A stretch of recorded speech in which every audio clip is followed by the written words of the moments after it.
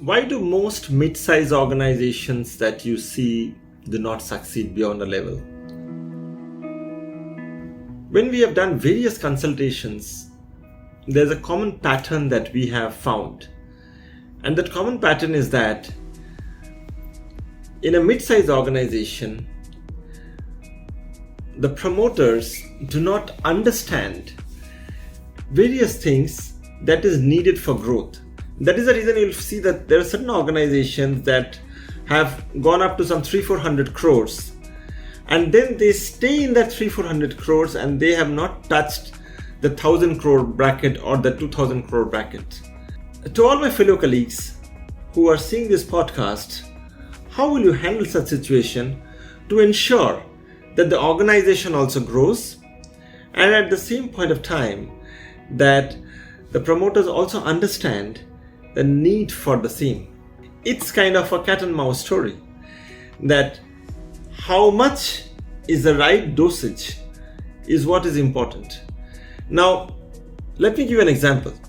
If someone tries to travel in a village and that person knows about village and certain towns, if you speak to him the language of a very advanced country, for him that may be irrelevant, or that may be something much more that should not be even got into. But if your aspiration is there to make a world-class organization, then you cannot stay with the mindset of either that specific town or village, and you need to kind of drive the boat in that way. But how to do that?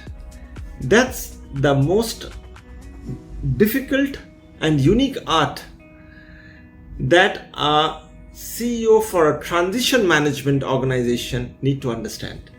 This is what? Where it have to be a very slow process. It cannot be at a haste, first of all.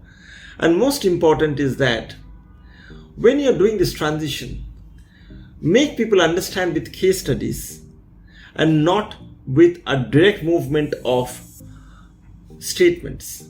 You see that the great universities across the globe, be it Stanford, be it Harvard, or be it any other large universities, including Kellogg, so on and so forth, the methodology of learnings are through caselets and case studies.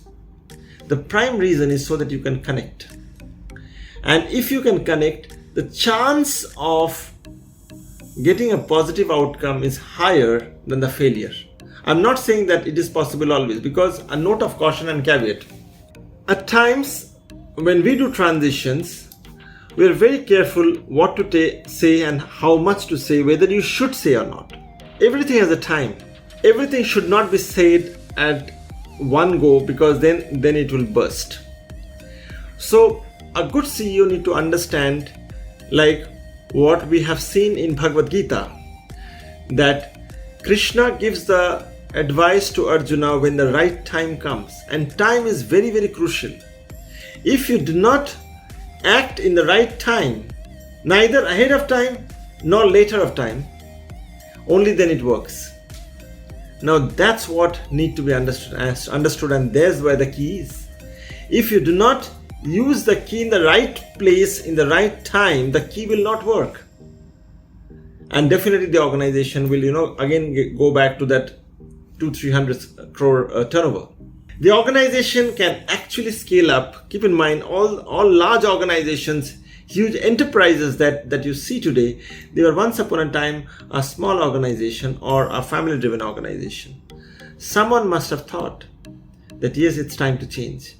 Now, change as a word is very simple, but change on a daily basis is very difficult. In fact, when I speak to my fellow colleagues who are CEOs in other organizations, I find that at times they become extremely frustrated, they get upset, we speak, they call me up, we discuss how to handle scenarios, and in fact SujitPaul.com does multiple such kind of activities as well.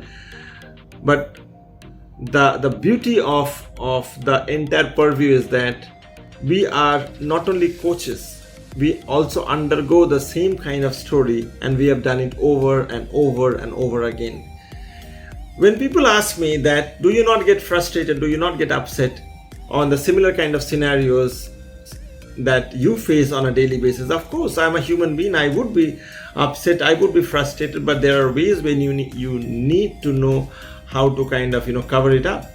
And when things becomes difficult at times, and at times it spills over. But even if it spills over, a good CEO should not lose the temper. A good CEO should know how to be calm. A good CEO need to know how to hold on to the grit.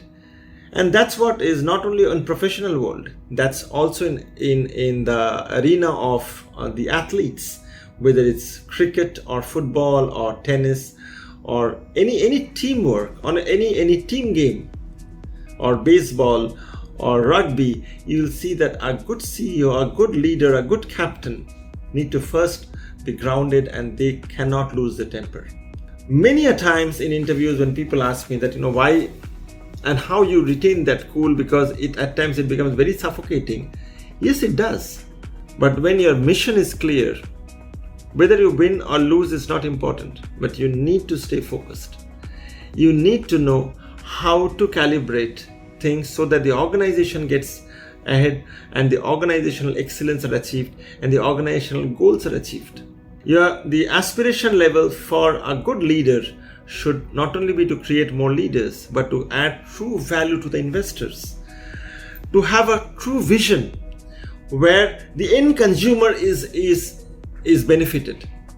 Unfortunately, in today's world, at times, I find that people only talk about numbers, but I have always believed in life and in my career that numbers are derivative of the work that you do.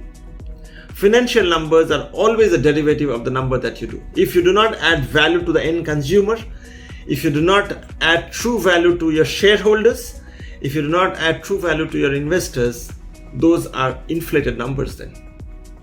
A true value adds on when you clearly understand the pathway of a 10-15 years vision and mission that you want to put forward.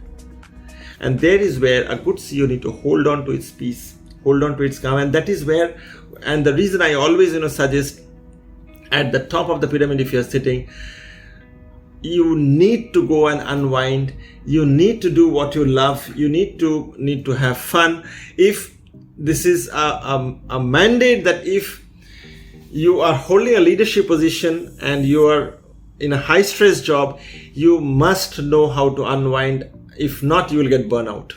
And moment a leader at the top gets burnt out, the entire structure starts burning. That's the reason whenever we talk to our fellow colleagues or similar, we always say that you must ensure that you are at peace, you are at a situation where you are having a lot of joy. You go out for vacations as many times as possible because anyways you will continue to work on your palm tops and your pads because you know that the aspirational goal that the organization have. But if you don't do a sense of unwinding, then you cannot perform to the desired level what the organization wants, and you will yourself get into burnout. So our last line message to all the viewers who are either aspirational CEOs or who are at a senior leadership position, ensure that you unwind well. If you don't unwind well, then definitely it's not only that you're compromising on the organizational growth, but the larger thing is you're compromising on your own health. So that's a no, and you need to know that you are not only important for the organization, but you're important for yourself and the family and your friends and others. So you need to know how to actually unwind and keep unwinding. Everything else follows for good. Thank you so much.